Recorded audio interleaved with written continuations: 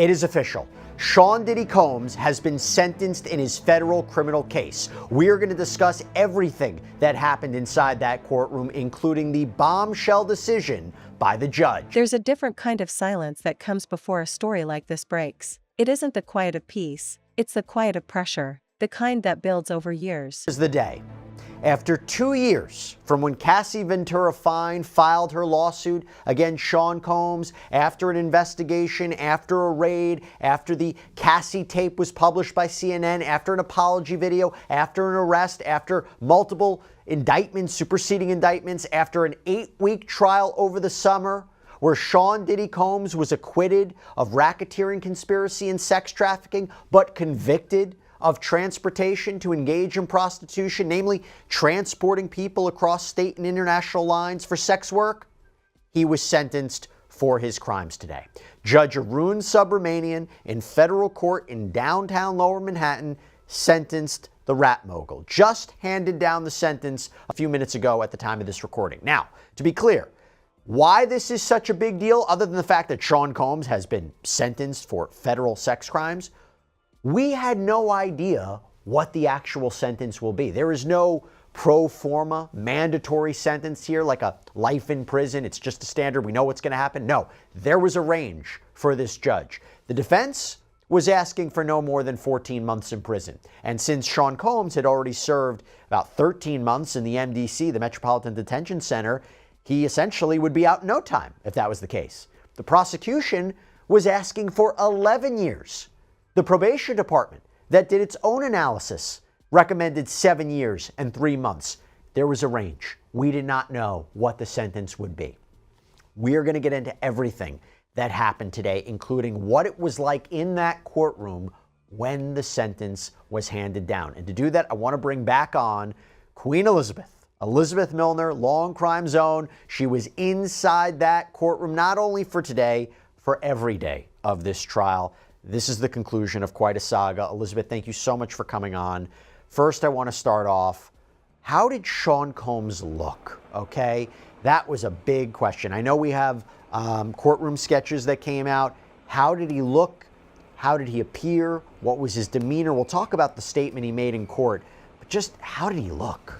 Yeah, well, Jesse, you can imagine how big of today actually was for Sean Combs. I mean, he was going to be learning his fate. And to your point in your intro earlier, we didn't know where that range would really lie. Could it be on the tail end of that being time served and he could possibly leave walking out of the doors? We didn't know if that was going to happen. We didn't know if he was possibly going to get double-digit sentence. So I think the weight of the world you could kind of feel when he walked inside the courtroom today. He was wearing casual clothes, civilian clothes, so he wasn't in his MDC tan jumpsuit or anything like that, like he was at the last hearing that happened just last week. But today he appeared in a tan sweater, white undershirt, dark pants, similar to the looks that he was appearing in during trial. And then when he walked inside the courtroom today, Jesse, he waved at his family. He did kind of like a little prayer hand, but he did seem a little bit nervous. And I think it's possibly because they just didn't know where the sentencing would go. And so he sat at the defense table with his glasses, and then the proceedings began. But you can only imagine what was really going on in his mind as soon as he walked in, saw his family, saw the amount of people inside that courtroom, because Jesse, it was a packed house today,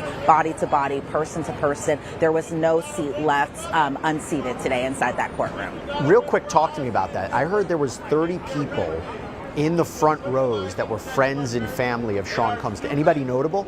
So Jesse, today inside the courtroom, it really was a kind of a little bit of a who's who was in there. I mean, everyone from Janice Combs, Diddy's mother, Keisha Combs, Diddy's sister, Dallas Austin, who was a music producer. He was inside that courtroom today. Sean Combs' children, that being Jesse and Delilah Combs, the twins. It was sometimes decades, until speaking becomes less frightening than staying quiet. That's the space this moment comes from. When someone who has lived closest to power finally speaks, the reaction is never simple. People expect loyalty, they expect protection, they expect silence to last forever. So when it doesn't, the shock isn't just about what's said, it's about who says it. And this time, it came from inside the house. Not an outsider, not a former associate, not a rival, someone raised in proximity to influence, image, and control. Someone who saw the private version long before the public one was perfected. That's why the reaction hit so hard. Because when a voice like that breaks its silence, People immediately understand what's at stake. You don't speak unless the weight becomes unbearable. You don't disrupt a legacy unless carrying it becomes too heavy to survive. Were placed in Paul's backpack, who then remarked how Combs wanted Manzaro brought to a freak-off event. Now, this is where all the celebrities come in. So Manzaro claims that he was taken to One Star Island Drive in Miami, Florida, and that Mejias informed security there that they were attending an event at the Estefan Mansion and mentioned it was Christian's birthday party that night. Now, in this complaint, it's not clarified, as far as I could tell, who Christian is, but it seems to be, possibly, this was Christian Combs, Combs' son. And by the way, a quick search online seems to indicate that Christian's birthday is, in fact, April 1st, which, by the way, is interesting that this lawsuit was filed 10 years to the day, yesterday, April 1st, on Christian's birthday. By the way, I just have to say something. That lack of detail and explanation is concerning in a complaint like this. For a complaint, you really need an aspect of specificity and particularity. I'm going to get to that a little bit later, but just keep that in mind. Now, Manzaro claims that the security logs at the entrance of Star Island would reflect this entry, so something that he hopes to get during the course of discovery. Now, from there, the complaint reads, plaintiff was dragged through the back entrance of the Estefan Mansion at approximately 12:30 a.m.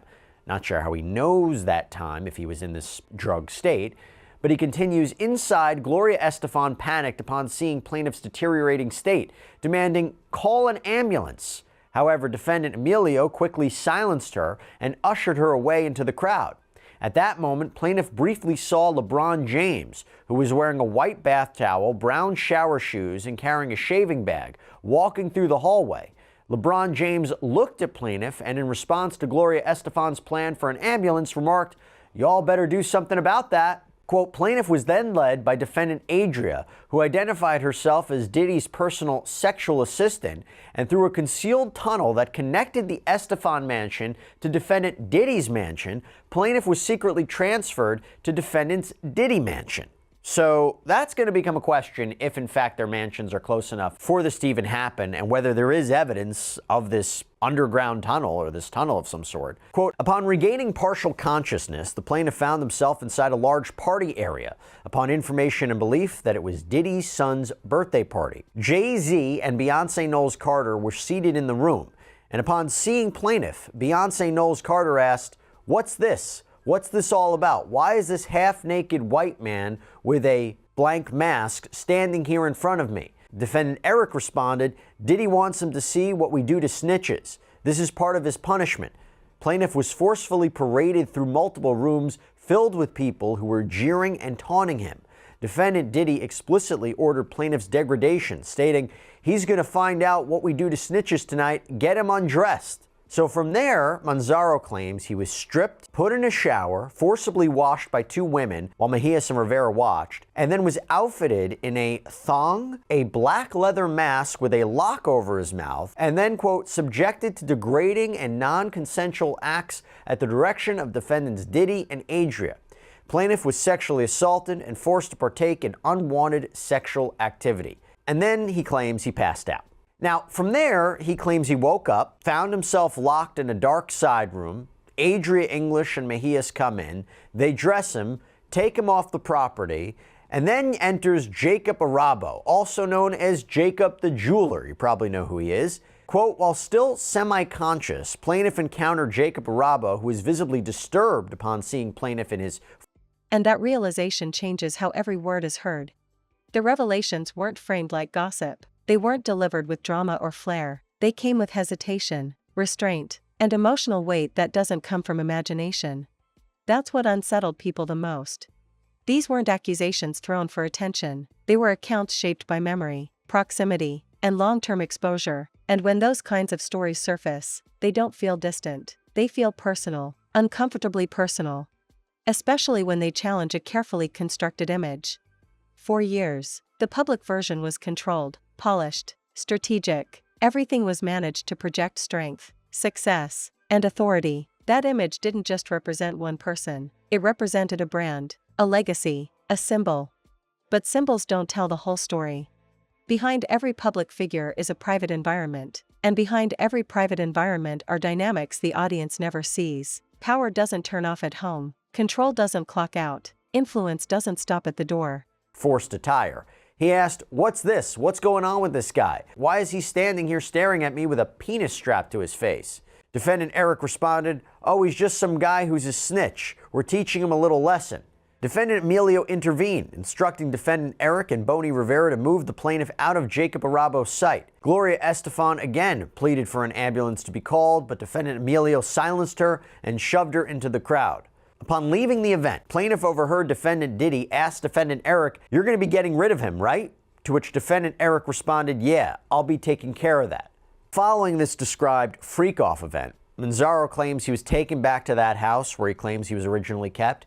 He was savagely beaten and then left for dead inside of his own apartment. When a gang member later inquired about how plaintiff was kept unconscious, Defendant Eric responded, "Xylazine, trank." Now, again, I have to say, I struggle with the question of how he knew that this was allegedly said. Did he overhear it? Okay, that's a possibility, but could he, through these alleged beatings and druggings? That's going to be, I imagine, a difficulty for him in pursuing this case. Now, Manzaro claims as a result of all of this, he suffered physical injuries, internal trauma, groin damage, sexual maiming, hernias, and he claims he can prove this through documented evaluations from a urologist and a surgeon. But then Manzaro alleges that Eric Mejias would continue to harass and intimidate him in the years following this attack, including issuing death threats and threats to kidnap Manzaro's son. And Manzaro believes that this was all to keep him quiet. And he even claims that surveillance footage and police reports confirm attempts by Mejias to approach Manzaro's property. And this is where things take another turn. And this is for all you true crime enthusiasts out there. Why? Because Manzaro claims, additionally, a hitman named Sigfredo Garcia, who's now serving a life sentence in an unrelated murder, was in plaintiff's alleyway. A police report was filed corroborating this encounter, seen as an associate of Defendant Eric was captured on security cameras outside plaintiff's residence, further evidence of a coordinated campaign of intimidation. Do you all remember who Sigfredo Garcia is? He was the man convicted and sentenced to life in prison for the 2014 assassination of FSU law professor Dan Markel, a case that has its own twists and turns and that had several trials we covered on the Law and Crime Trial Network.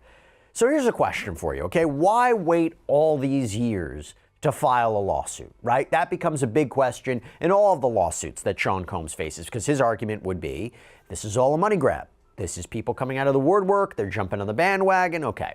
Quote, Defendant Adria actively obstructed plaintiff's ability to seek justice by tampering with evidence, interfering with legal proceedings, and conspiring to conceal the crimes committed against plaintiff. Defendant's acts of coercion, obstruction, threat, and ongoing intimidation persisted until at least 2021, demonstrating a clear pattern of misconduct that effectively told the applicable statutes of limitation under federal and state law, meaning the claims aren't time-barred anymore because he couldn't bring these claims earlier. Quote, plaintiff has now compiled the necessary evidentiary foundation to proceed with this legal action, including verified medical records, sworn witness statements, and corroborating documentation directly implicating the defendants in his abduction, drugging, sexual exploitation, and That's where the most disturbing truths tend to live. What made these revelations hit harder was the emotional complexity behind them. There was no sense of triumph, no sense of revenge, just exhaustion, the kind that comes from carrying something too long. People picked up on that immediately. It reframed the conversation from scandal to survival, from curiosity to concern, because when someone raised within power speaks about disturbing experiences, the question isn't why now? The question becomes how long did this take to say? That alone forces reflection. The public struggled with discomfort because this wasn't a simple story. It wasn't easy to categorize. It existed in the gray space where love, fear, loyalty, and trauma overlap. And gray stories make people uneasy. The revelations suggested patterns rather than moments, environments rather than incidents, emotional realities rather than isolated events. And that distinction matters, because patterns imply repetition, normalization. Abuse. Okay, so he claims he has the goods. But before I get into the claims in this case, all the causes of action that Manzaro is alleging, I just want to say this real quickly. This is a very, very weird, wild narrative. Is it fantastical? Is it so out there that it can't possibly be true? Or is it so out there, how could you make it up? This has to be true. I mean, we don't know what the answer is, but what is interesting is that this complaint is specific in certain parts, it's vague in other parts. It is a bit strange the way in which the statement of facts are laid out. Can it be backed up by the evidence Manzaro claims to have? Maybe. And remember, attorneys are strictly prohibited from filing lawsuits that are just meant to harass somebody or to seek a financial settlement. That's not the goal. So it seems by all accounts, Manzaro and his legal counsel believe they have the goods and the evidence to sufficiently plead these claims and to move forward with a case. So yes, there are certain aspects of this complaint that are a bit strange, but they believe they have the goods to assert all this. So let me go back into the claims here, okay? There are 15 causes of action that are being filed. First, we have human trafficking under both federal and Florida state law against Sean Combs. Namely, that Combs, quote, knowingly recruited, transported, harbored, and obtained plaintiff through an organized and coercive criminal enterprise utilizing subordinates and co-conspirators to facilitate plaintiff's trafficking for the purpose of sexual exploitation. That this includes Combs allegedly directing and orchestrating Manzaro's abduction, him getting drugged, transported, kept at this private residence, all against his will, and then subjected him to non-consensual sex acts. And what makes this commercial for purposes, let's say, of sex trafficking, quote, plaintiff was subjected to non-consensual and degrading acts in a commercial setting where influential individuals, including celebrities and high-profile guests, were present as participants and witnesses. The defendant profited from and facilitated a network of trafficked individuals forced into sexual exploitation at his events, creating an environment where victims were rendered powerless through drugs, violence, and coercion. The second cause of action is human trafficking, but this one is against Eric Mejias for his alleged role in drugging, transporting, and harboring Manzaro for purposes of sexual exploitation. Third, human trafficking against Brendan Paul, namely that he was allegedly an active participant in luring Manzaro into an environment where he would be drugged, transported, and sexually exploited. Fourth, human trafficking against Emilio Estefan. So how's he on the hook? Well, the complaint reads, defendant was a key enabler of plaintiff's trafficking, using his influence, resources, and industry connections to facilitate and conceal the human trafficking enterprise led by defendant Diddy. Defendant knowingly allowed, facilitated, and provided locations for the trafficking of plaintiff where he was subjected to non-consensual sexual acts, forced servitude, and humiliation. Defendant provided security personnel, financial backing, and logistical support to ensure that trafficking victims had no means of escape and remained under the control of the trafficking network. Victims, plural. That's interesting.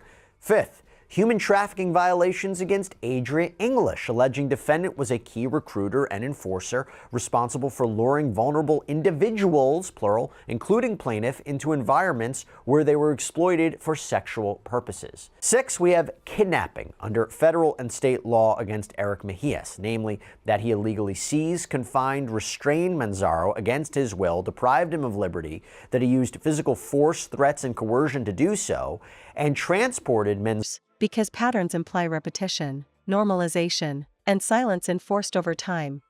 That's when denial becomes harder to maintain. Many people wanted to focus on technicalities, on wording, on intent, on whether everything could be explained away, but those defenses felt hollow against the emotional gravity of the accounts. Because truth doesn't always arrive cleanly. It arrives fragmented, messy, shaking, and that doesn't make it less real. It makes it harder to dismiss. The disturbing nature of what was revealed wasn't just about behavior, it was about atmosphere, about fear, about unpredictability, about growing up never fully knowing which version of someone you were going to get. That kind of instability leaves marks. And those marks don't fade just because success exists around them. What really shifted public perception was the vulnerability behind the words. There was no attempt to dominate the narrative, no attempt to control how it would land, just a release of something that had clearly been locked away. That vulnerability stripped away the armor people. I'm surprised that she didn't attend court in person today, but I can understand why, because even the judge said to Mark Agnifilo today that the tone of the defense's letter in response to Mia giving a victim impact statement was just completely inappropriate. And it was a pretty harsh letter, Jesse. I'm sure that you've already read it, but it was kind of a very harsh tone, and it was kind of similar a little bit to her cross-examination too. Now let's talk about the prosecution. So prosecutors today, they outlined their argument in court. It echoed a lot of what their filings were in anticipation of this sentencing. What were some of the key arguments, the themes that stood out today about why they say it was justified for Sean Combs to have a lengthy sentence. Remember, they were asking for 11 years. How did they justify it today? What were the arguments they made in court? Yeah, well, today, Christy Slavic making the arguments on behalf of the government, she said that today is about accountability and justice. And she was talking specifically about accountability, Jesse. She was talking about the conduct that was lasting for a 15-year period. I mean, even if you go back to the superseding indictments where it says this conduct went on from 2009 all the way to 2024, that's a long period of time. And so from the government's perspective, they really just wanted accountability from the defendant, that being Sean Combs. And then they also wanted justice, particularly for the victims. I know when we often talk about the Sean Combs case, the Diddy case, the P. Diddy case, he is the focus of this. But I think a lot of people have to remember that there were victims in this case, that being Cassie Ventura, that being Jane, that also kind of also applying to some of the charges that he was acquitted for too, where you can also bring in like Mia and Capricorn Clark and Deontay Nash. And so I think the government from their perspective was really trying to speak on behalf of all of those people. And so today, Christy Slavic, again, she was saying that the law requires the court to know all about the defendant and the defendant's conduct. This isn't just a case about freak-offs and hotel nights. It's about a man who did horrible things to people. He weaponized currency against victims. They were talking about that even though he was convicted just on the Mann Act charges, that it's also kind of in relation to the violence, and that the defendant didn't understand or doesn't understand how harsh his conduct was, and that his respect for the law was just something as simple as lip service. And so, yes, the government was asking for a far steeper penalty and punishment when it came to Sean Combs' sentencing. They were hoping for those double digits, and I think they were kind of opposed to the whole split the baby method, as Christy Slavic said today in court. And so they did want a harsher end of the sentencing today. And I think as far as the judge's concern and what his ultimate sentence would be, it kind of ended up being a kind of happy medium a little bit. Yeah, we'll get into that. And the defense, number of defense attorneys spoke. I think almost all of them. You had Xavier Donaldson, you had Brian Steele. What were some of the themes they were focusing on in terms of why Sean Combs deserves a lenient sentence, why 14 months would be appropriate? Yeah, so right off the bat, Jason Driscoll making the arguments on behalf of the defense, because Jesse, yes, it was Jason Driscoll who spoke. It was Nicole Westmoreland who spoke, Xavier Donaldson who spoke, Mark Agnifilo and Brian Steele. That's 5 of his, 9 defense attorneys who all spoke in court today. So as far as Jason Driscoll is concerned, he was saying that the defense says that Combs didn't make money off of the Mann Act convictions that he was charged. And that was kind of a big theme in terms of his argument today, and that the defense submitted 300 cases of Mann Act cases where it talked about pimps and minors being trafficked, immigrants being transported, homeless people being transported, all of that stuff. And so that was kind of the theme, at least from Jason Driscoll's point of view, and that the defense also saying that Ms. Slavic, Christy Slavic, who is one of the federal prosecutors, blamed Mr. Combs for having a drug addiction for 25 years, something that they were also talking about, how he had been addicted to drugs going back at least to 2000. And so a lot of his conduct might be not necessarily excused because of his drug addiction. Expected. It reminded everyone that even inside powerful families, children don't have power. They adapt, they survive, they internalize, and sometimes they stay quiet far longer than anyone realizes. That realization made the audience complicit in a way they didn't like, because it forced people to ask how often they praised success without questioning cost, how often they defended image over humanity, how often they ignored discomfort because it was easier than confronting it. Those questions don't feel good. The revelations also exposed how dangerous loyalty can become when it's demanded instead of earned, when silence is expected as payment for protection, when obedience is mistaken for respect. Those dynamics don't just affect one person, they shape entire households. And when someone finally names that out loud, the structure starts to shake. The response from the public was split. Some rushed to defend, others rushed to condemn, but many just sat with the discomfort, unsure of what to do with it.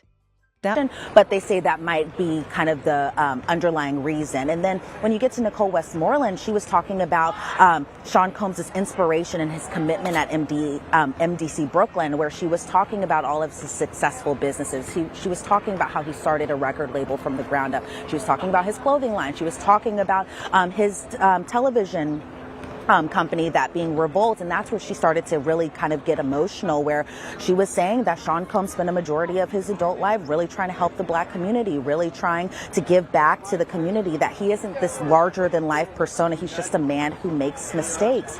When it came to the other defense attorneys speaking, Brian Steele was just very urging of the judge to please consider that Sean Combs had untreated trauma throughout his life. Brian Steele urged the judge to consider that Sean Combs had untreated trauma in his life, and that there have been times in Sean Combs' life, especially when he had drugs in his system, that there were times where he had flatlined and that he was trying to be a better version of himself. And I feel like, Jesse, that was really the theme of all of what the defense was saying, that these 13 months were really reflective of Sean Combs. He wants to be a better person. He wants to leave the past in the past and be a better person for the future. And so even when it came to Xavier Donaldson, he was speaking about how Sean Combs should receive a just punishment. He brings up intent when he talks about Sean Combs' conviction of the Mann Act charges, and that Sean Combs isn't just a pimp, and that he was talking about his work at MDC Brooklyn, where Xavier Donaldson said, we've had assemblymen and politicians, billionaires in MDC, but nobody besides Sean Combs was there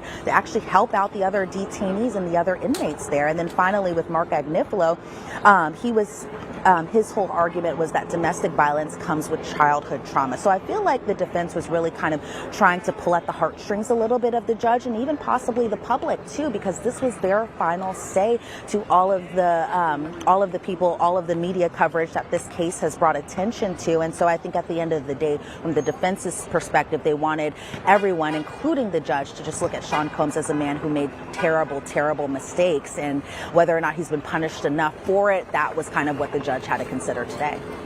By the way, I think it was interesting that I think the prosecution said in response that only one of the 5 defense lawyers who spoke actually mentioned the victims. It was very much Sean Combs focused. Now, I say that because Sean Combs did something very interesting when he spoke. He mentioned the victims. We'll get to that in a second. Before we do, I wasn't in that courtroom, but I will tell you, I reading about this, I could feel the emotion that came out when Sean Combs' children provided statements.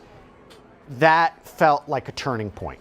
The judge would later reference the children. Talk to us about who spoke, what they said, and what was it like in that courtroom? Well, I think it's a moment that a lot of people were anxious to hear, not only from Sean Combs himself, but Sean Combs' children, who, I mean, we do have to admit, Jesse, they have been through a lot throughout the duration of Sean Combs' civil litigations, all the way going into his federal case, too. And so when the Combs children came up for the victim impact statements, they all came up together. They really were showing kind of a solidified, solid unit when they were up at that podium speaking in front of the judge. I will say the only exception of Sean Combs' 7 children was the fact that his 2-year-old daughter, Love, wasn't there inside the courtroom. So in terms of who was speaking, it was all of them, again, except baby Love. But Quincy spoke first. And so one thing people have to note about Quincy is that Sean Combs isn't his biological dad. Albie Shore actually is. And so, but what Quincy said when he first spoke to the judge, because he was the first one up, he is also the oldest child too, is that he is our father. In front of us, he's a changed man. Week after week, we see him evolve. Our father will never do anything to jeopardize his freedom ever again. Pause mattered, because it showed that blind loyalty isn't as automatic anymore. People are more willing to listen, more willing to sit with complexity, more willing to admit that success doesn't cancel harm. That shift didn't happen overnight. It happened because too many similar stories have surfaced over the years. Different families, different industries, same patterns, same excuses, same disbelief followed by regret. Context matters.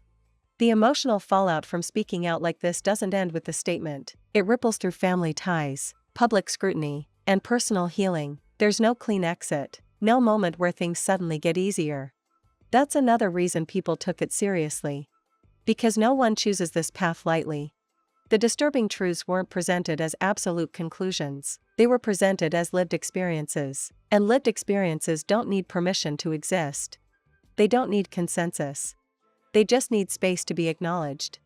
What people found hardest to accept was the idea that someone so close could feel so alone. That someone surrounded by resources could still feel unsafe. That emotional neglect and control can exist even in environments that look privileged from the outside. That contradiction shattered assumptions. It reminded everyone that wealth doesn't equal care, influence doesn't equal stability, and visibility doesn't equal protection. Those lessons are uncomfortable, but necessary. The silence that followed the revelations was telling, not because of what was said publicly, but because of what wasn't. The lack of immediate outrage, the careful wording, the delayed reactions. It suggested calculation. And calculation often appears when the ground feels unstable. The story didn't explode all at once. It spread slowly, thoughtfully, with people revisiting old moments, old interviews, old footage through a different lens. That recontextualization is powerful. It changes how history is remembered. And once memory shifts, reputation follows. The act of breaking silence isn't about destroying someone else, it's about reclaiming self, about choosing truth over comfort, about deciding that carrying pain quietly is no longer an option. That choice deserves seriousness, not spectacle. And while the future remains uncertain, one thing is clear: once words like these are spoken, there's no undoing them. They exist now. They reshape conversations, they force accountability, they demand that people listen differently than before. Whether the world is ready or not, the silence is broken. And broken silence changes everything.